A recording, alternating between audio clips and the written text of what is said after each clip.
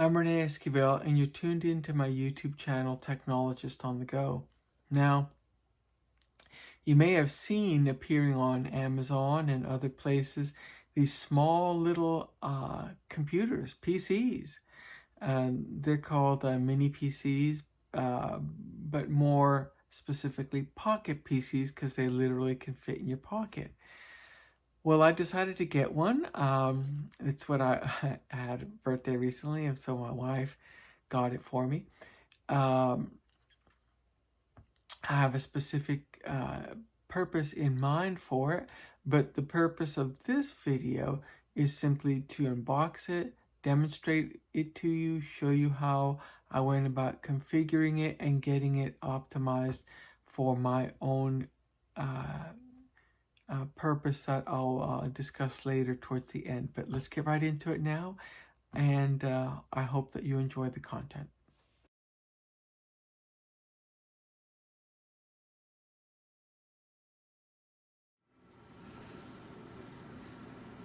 Okay, here's the Pocket PC, or the box that it comes in. And you see the particular model I've ordered is the 8 gigabytes RAM, 256 gigabyte solid state storage,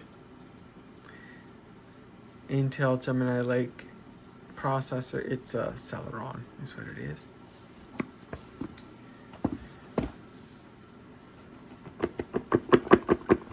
Go ahead and open the box up.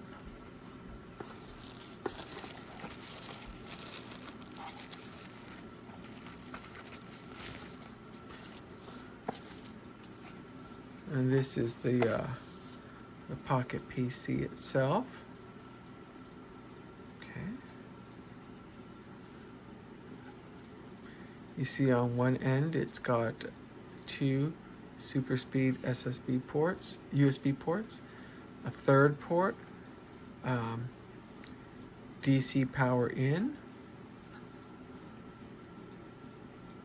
color CMOS button there, power button, HDMI for the video output, a cooling fan, headset jack, and Ethernet jack. Okay.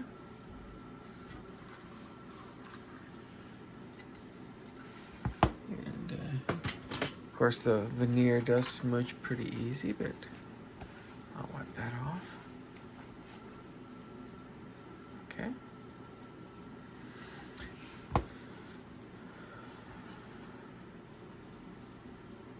So now let me go ahead and look at what else is in the box.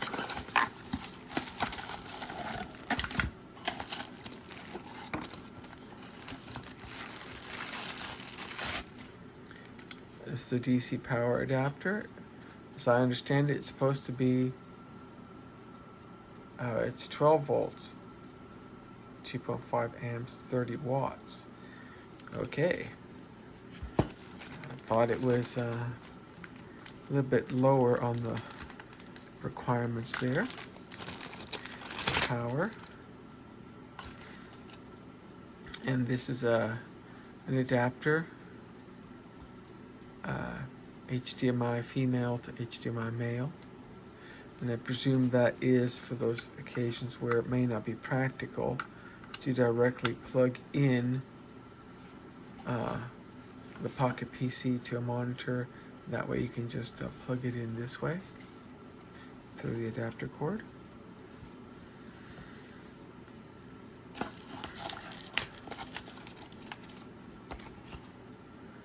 Here's the quick start guide.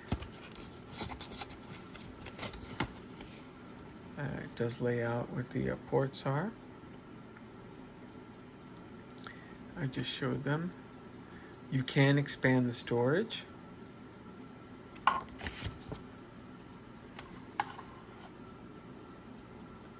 There, opening up there, you can increase the storage there.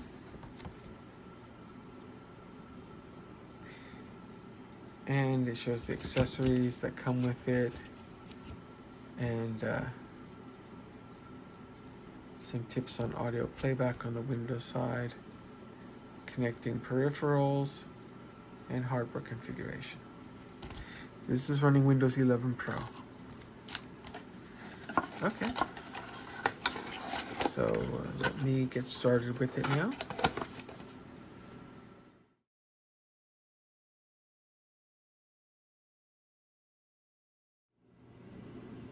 Okay, now for the initial setup, I am going to use the USB HDMI extender.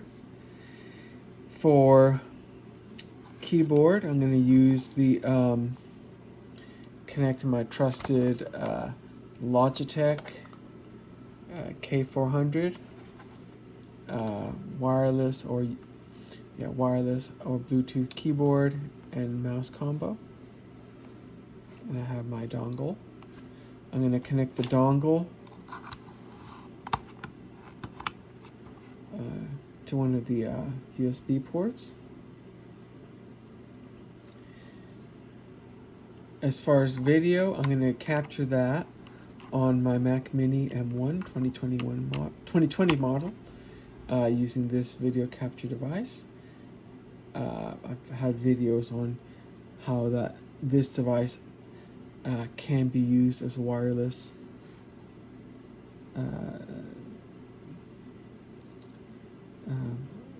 as a quasi external monitor. Now, as far as the unit itself, my objective initially will be to get the Windows 11 Pro set up, get Barrier configured on it so I don't need to use the dongle anymore. Barrier will then allow me to use the keyboard from my Mac Mini M1 or eventually a MacBook as well as the controlling keyboard. And so with that, I'll commence. Okay, I'm going to go ahead and get this connected up, and I already have the power cord ready.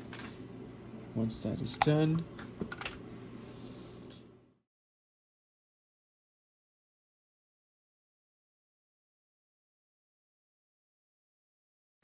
okay, I'm booting up the Pocket PC, as you can see. Screen capture is being done through my video input adapter that I showed earlier using OBS Studio running on my Mac Mini M1. And this is exactly what you would expect when booting up a new device that has a Windows 11 OS placed on it. Of course, pick your country, and then of course click yes to confirm that. Next, of course, just step through the keyboard layout.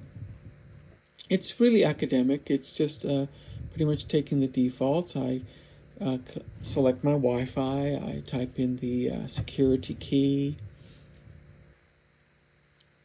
and proceed to the next part of the OS configuration. It'll check for updates, and there'll be at least 2 reboots, I believe, following this.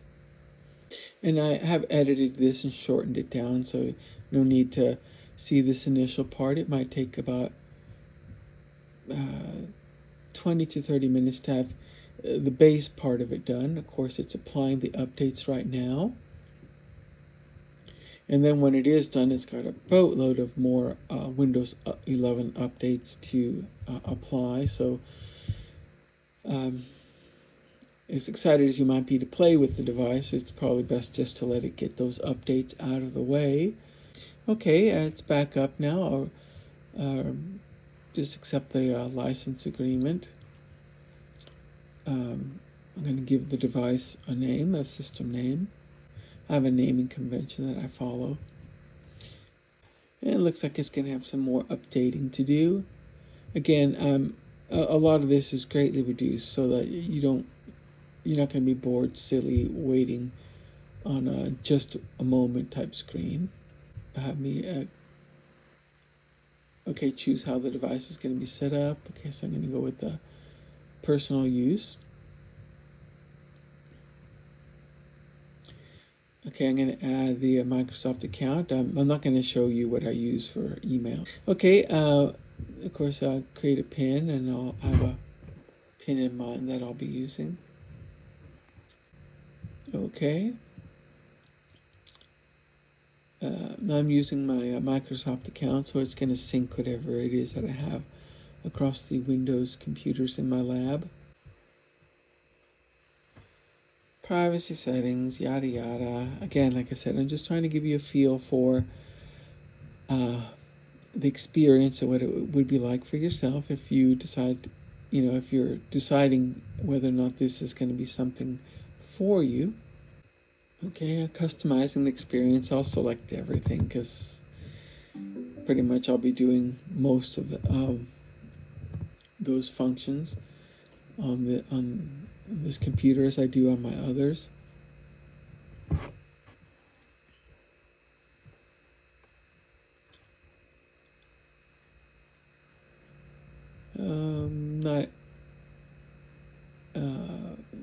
Not going to sign up for that. Okay, and back to checking for updates. Yet another reboot.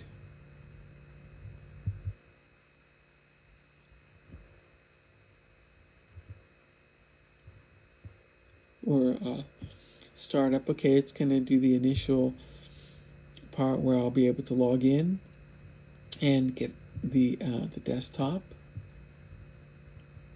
This usually takes about 5 minutes for that first time, but like I said, I cut a lot of that out. Okay, so now you have the Windows 11 desktop.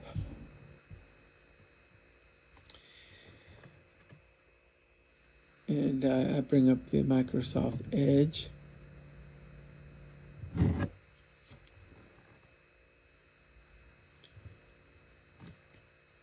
I just want to see the, bring up the Apple website, just see it working.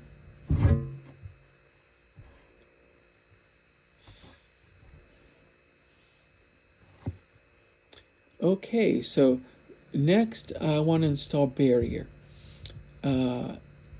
And this is because my intention is to use this in conjunction with an Apple system. And so Barrier will let me share the keyboard and mouse between my Mac Mini M1 or MacBook Pro, as the case may be, and not have to always connect a keyboard and mouse directly to this Pocket PC. And Barrier lets me do that. So I'll type in the IP address of my Barrier server, which is the IP address on my Mac Mini M1. But if you're using Barrier, and I'll put a link for my video on how to set up Barrier, it's quite simple. You'd get the IP address. It's very obvious what IP address you'll use. There's no mystery to that. It will literally show it, and you just input that. I know it says auto config. It won't work. You got to explicitly state it. There's little nuances with Barrier, but once it is going, it works. It works fine. It works very fine, and that lets me use the Mac Mini M1 as my primary device, and with a 3-finger swipe I can be in OBS Studio full screen, accessing that Windows system. And of course you can see all the updates that are piled up ready to apply.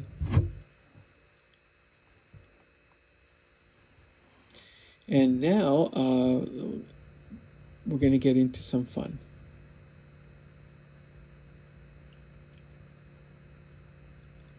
Okay, just to give you an idea how well this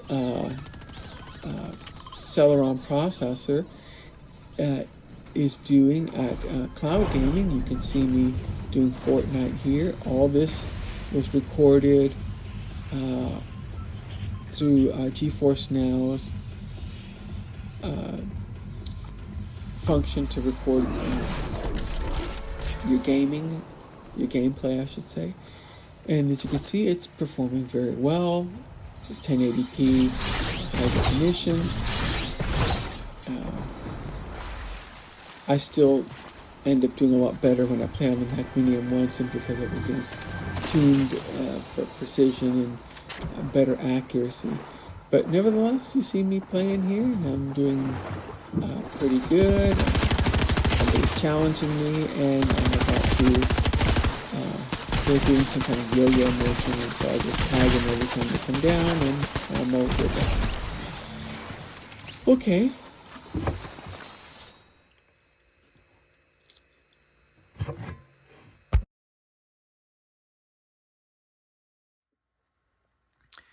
Now the Pocket PC is being used right now to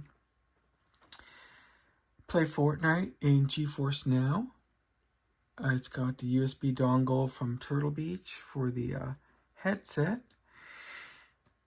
It has the USB HDMI cable connected here, gaming mouse connected here, and this is power. And after playing it, I mean, it didn't take long for me to hear the fan, but I wanted to measure how warm it's getting. So let me see that now. I just press and hold. I'm not sure if you can see where the dual laser is. Okay, you can see those two dots there. That's a sample, and once I let go, it'll give a reading. So it's 92 degrees Fahrenheit on the surface. I'm not sure if I can get any indication inside. I will try.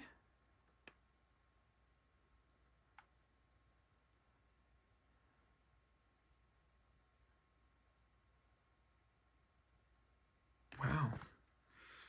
That indicates it has a better reading of the inside, and that's 121.6 degrees Fahrenheit. So it does get fairly warm, but it does have a fan to help with the cooling. And I'll see what the utility shows for measuring the temperature itself to see how of an accurate reading. Not that this device isn't accurate, it's quite accurate, but it's a matter of how well the laser beams can get inside. But that will give you an idea of its warmth level. But on the outside, it's warm to the touch, but not uncomfortable. And I'm someone who doesn't have a high tolerance for heat, for hot surfaces like that.